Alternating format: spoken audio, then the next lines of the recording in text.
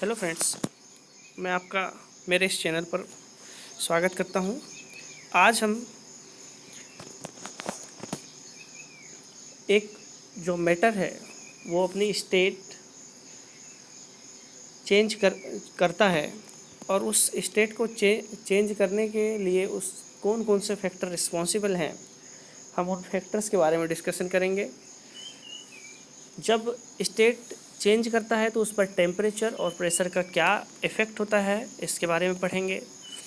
और हम उन टर्मिनोलॉजी को भी सीखेंगे जिन जो मैटर अपनी जब स्टेट चेंज करता है तब हम साइंटिफिक टर्मिनोलॉजी का यूज़ करते हैं। उन टर्मिनोलॉजी के बारे में भी हम लोग सीखेंगे और मैं कोशिश करूँगा कि आपको इन टर्मिनोलॉजी के बारे में बता सकूँ, समझा सकूँ। So we will start the lecture now. So in this slide we will discuss, can matter change its state? So the answer is yes. Because of the effect of the temperature and pressure, matter can change its state. Matter अपनी state को change कर सकता है.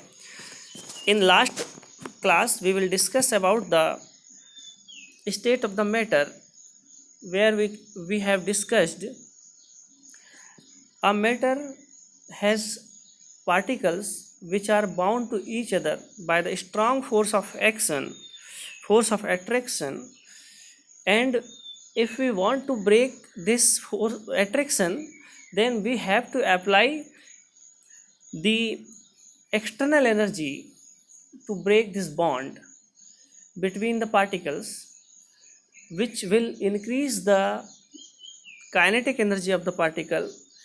And when kinetic energy of the particle is increased, their movement or the vibration is also increased. And if we continuously provide the energy to the bond, then this energy will able to break the bond between the particles, and which leads to the matter to change the state.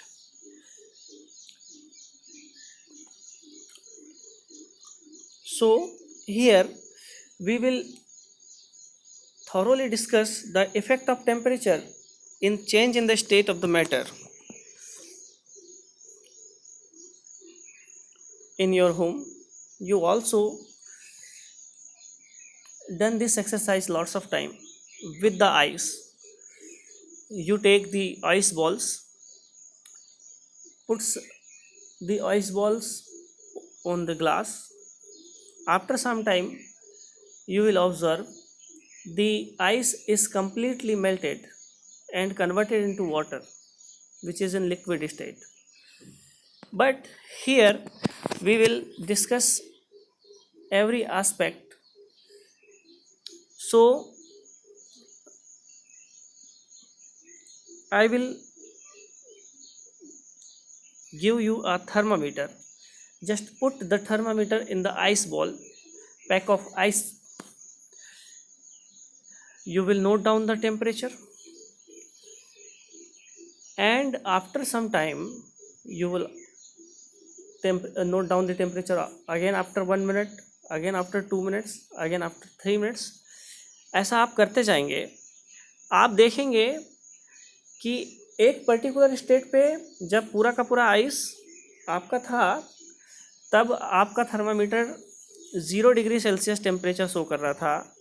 लेकिन जैसे जैसे temperature बढ़ता गया तो आपका ice ने क्या हुआ, मेल्ट करना शुरू कर दिया। और इस मेल्ट करने के दौरान आपने देखा कि आपका जो थर्मामीटर का रीडिंग था वो चेंज नहीं हुआ। जब आपका पूरा का पूरा वाटर जो है वो मेल्ट होकर, आइस जो है वो मेल्ट होकर वाटर में कन्वर्ट हो गया, और उसके बाद फिर आपने हीट देना शुरू किया, तब आप देखें कन्वर्ट हो गया, उसके बाद आप देखेंगे कि आपका थर्मामीटर का रीडिंग बढ़ना शुरू होगा। लेकिन इनिशियल जो 5 to 6 मिनट है उसमें आपका थर्मामीटर रीडिंग शो नहीं करेगा, लेकिन जो आइस था वो अपना स्टेट क्या कर रहा है, चेंज करता जा रहा है। तो फिर भाई जो एनर्जी मिल रही है उसको, जो हीट एटमॉस्फेयर से मिल रही है, वो हीट असल में जा कहाँ रही है? तो हम बोलेंगे कि वो जो हीट हम लोग एटमॉस्फेयर से वो आइस पैक ले रहा है, वो हीट जाकर आइस पैक में छुप जा रही है। तो इसको हम लोग बोलते हैं लेटेंट हीट।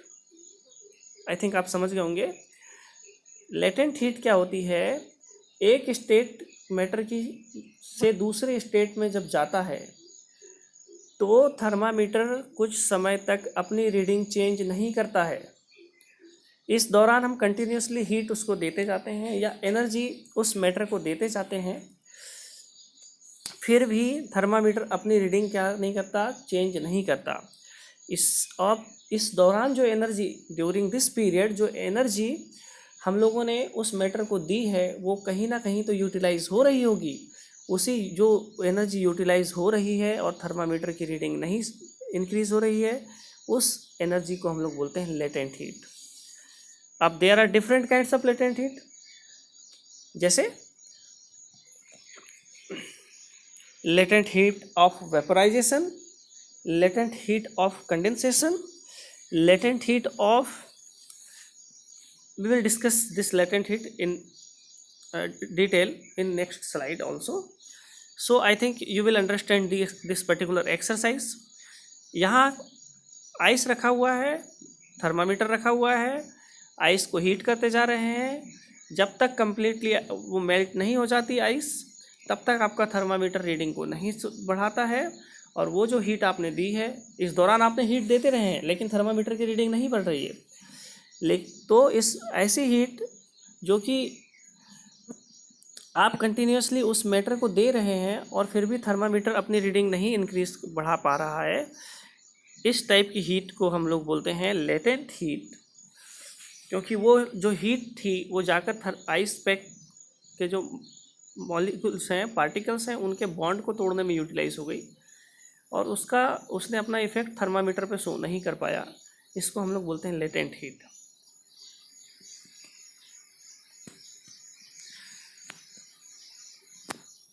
सो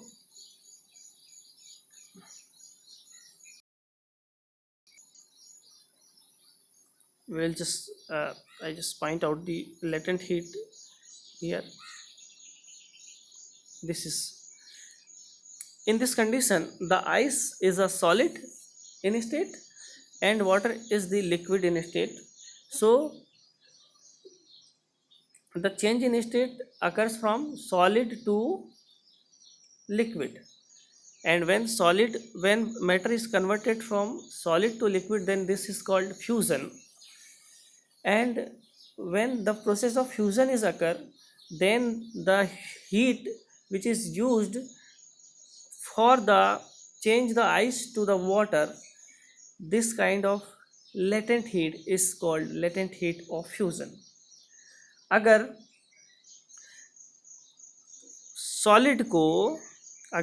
सॉलिड को लिक्विड में चेंज करने के लिए हीट यूटिलाइज हुई है तो उसको हम लोग बोलते हैं लेटेंट हीट ऑफ फ्यूजन। अगर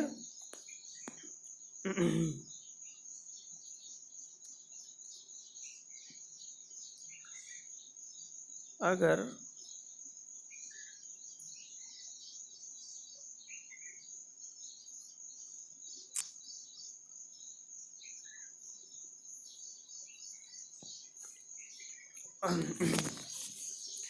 मैं बोलता हूँ एक सॉलिड है, वो चेंज हो रहा है लिक्विड में और लिक्विड चेंज हो रहा है गैस में। सो जो प्रोसेस सॉलिड से लिक्विड में चेंज करती है उसको हम लोग बोलते हैं fusion.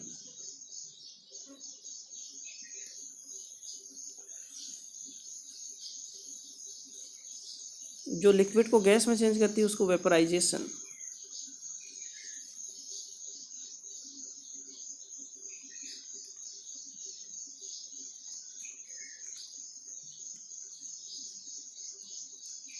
Vaporisation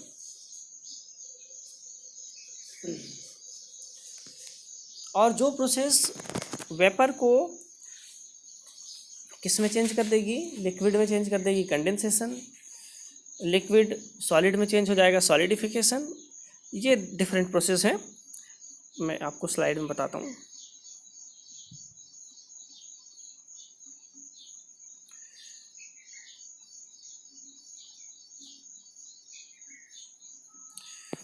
Here you can see solid is changed into liquid, we call fusion. Liquid is changed into solid, solidification. Liquid is changed into directly gas, vaporization. Gas is changed into liquid, liquidification. ऐसा भी होता है कि gas सीधा का सीधा solid बन जाता है, उसको हम लोग बोलते हैं डिपोजिशन। और अगर सॉलिड सीधा का सीधा गैस बन जाए तो जैसे कैम्फर आप लोग घर में लग जलाते हैं, तो वो एक अच्छा एग्जांपल है कि सॉलिड सीधा का सीधा गैस बन गया। उस प्रोसेस को हम लोग बोलते हैं सब्लिमेशन। सब्लिमेशन का प्रोसेस एग्जाम में बहुत पूछता है, आप इसको याद रखिएगा। कंडेंसेशन का प्रोसेस भी याद रखिएगा, कंफ्यूजिंग है। फ्यूज़न याद रखिएगा। अब हम लोग लेटेंट हीट का कॉन्सेप्ट समझते हैं। अगर सॉलिड से लिक्विड में चेंज करने के लिए हम लोगों ने हीट अप्लाई करी है और थर्मामीटर की रीडिंग नहीं बढ़ रही है, तो वो जो हीट यूटिलाइज हो रही है एक सॉलिड को लिक्विड में चेंज करने के लिए, उसको हम लोग लेटेंट हीट ऑफ फ्यूज़न बोलेंगे।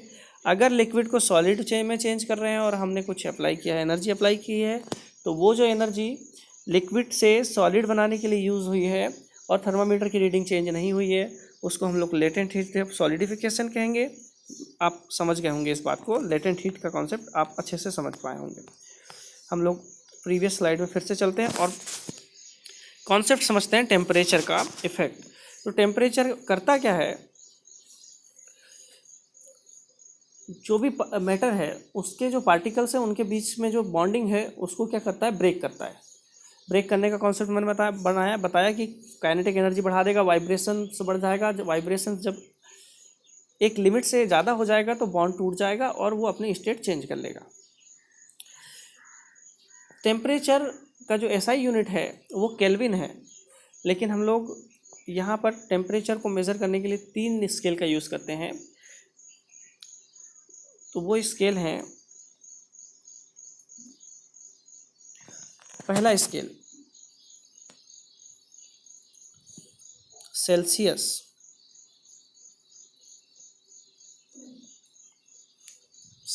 स्केल, इसको डिग्री सेंटीग्रेड भी बोलते हैं।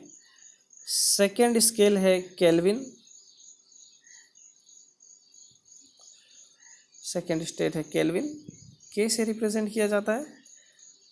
थर्ड स्केल आपका क्या हो गया, Fahrenheit.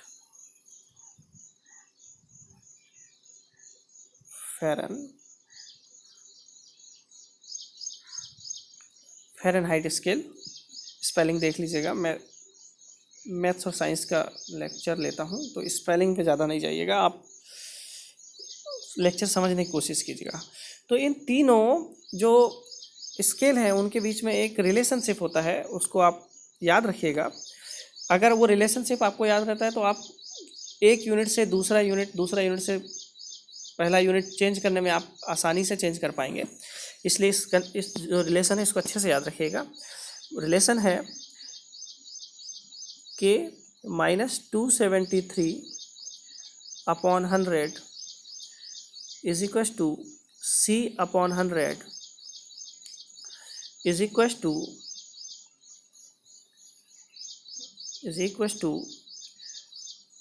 Equal to F minus 32 upon 180। Okay, अब इसमें हम लोग एक एग्जांपल ले लेते हैं, इसका स्क्रीनशॉट ले लीजिए।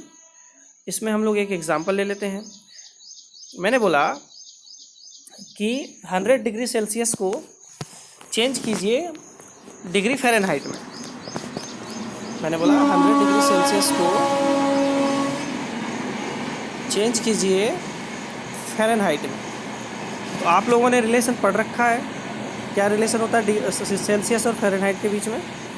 सेल्सियस और फ़ारेनहाइट के बीच में रिलेशन है C upon 100 is equal to F minus 32 upon 180। मुझे चेंज करना है डिग्री सेल्सियस को, कितने डिग्री सेल्सियस को चेंज करना है, 100 डिग्री सेल्सियस को। तो मैं करूँगा क्या, सेल्सियस की जगह मैं लगा दूंगा 100, उसके अपॉन में 100 तो है ही, इक्वस टू लगाइए, इक्वस टू लगाइए, रिलेशनशिप है F-32 अपॉन 180 का।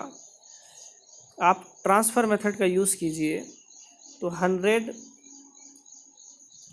के साथ मल्टीप्लाई हो जाएगा 180 का, अपॉन में 100 तो रहेगा ही रहेगा, इक्वस टू में बच जाएगा -32 F-32। ये 100 से 100 कट गया, 180 बचा, और 32 माइनस में इधर आके प्लस हो जाएगा,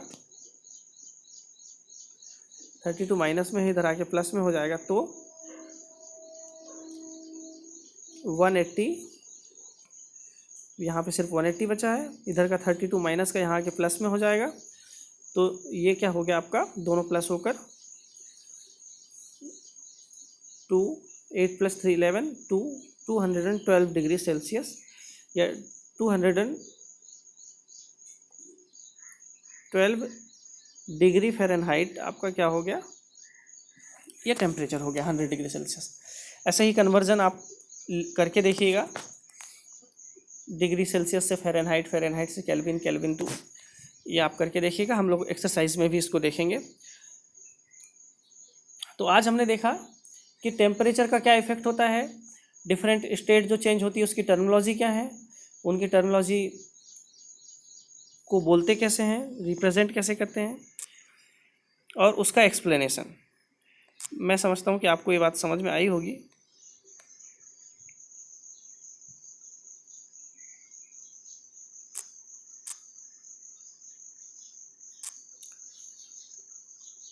इसमें अब बताने के लिए कुछ बचा, लेटेंट हीट मैंने बता दिया, बॉइलिंग पॉइंट बता, अच्छा बॉइलिंग पॉइंट और मेल्टिंग पॉइंट के बारे में चर्चा कर लेते हैं। बॉइलिंग पॉइंट, जब हम लोग क्या करते हैं, एक लिक्विड को गैस में चेंज कर रहे होते हैं और हीट कंटिन्यूसली प्रोवाइड कर रहे होते हैं, तो थर्मामीटर एक पर्टिकुलर टेम्परेचर तक मतलब एक पर्टिकुलर टाइम तक बिल्कुल रीडिंग चेंज नहीं करेगा। वो मैंने बताया कि वो हीट को हम लोग जो जब तक थर्मामीटर रीडिंग चेंज नहीं करेगा तब और हम हीट देते जा रहे हैं, तो उस एनर्जी को जो हमने तब तक दिया है उसको हम लोग बोलते हैं लेटेंट हीट। और यहाँ पे हम लोग वेपर में चेंज कर रहे हैं, इसलिए लेटेंट हीट ऑफ वेपराइजेशन। लेकिन जिस पॉइंट से वो अपनी चेंज करना शुरू कर देगा, थर्मामीटर अपनी रीडिंग चेंज कर देगा और 100 डिग्री सेल्सियस दिखाना लग जाएगा, और वो तब तक 100 डिग्री सेल्सियस दिखाएगा जब तक कि पूरा का पूरा वाटर किस में ना बदल जाए, वेपर में ना बदल जाए। आप समझ रहे हैं बात को?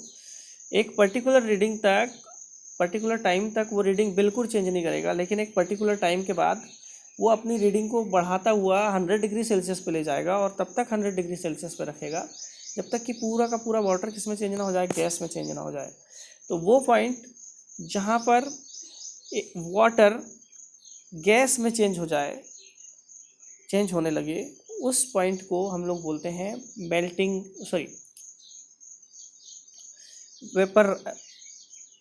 Vaporisation point, melting point. जबकि सॉलिड लिक्विड में चेंज होने लग जाए और थर्मामीटर अपनी रीडिंग शो करे, ऐसा पॉइंट जब थर्मामीटर अपनी रीडिंग चेंज करता हुआ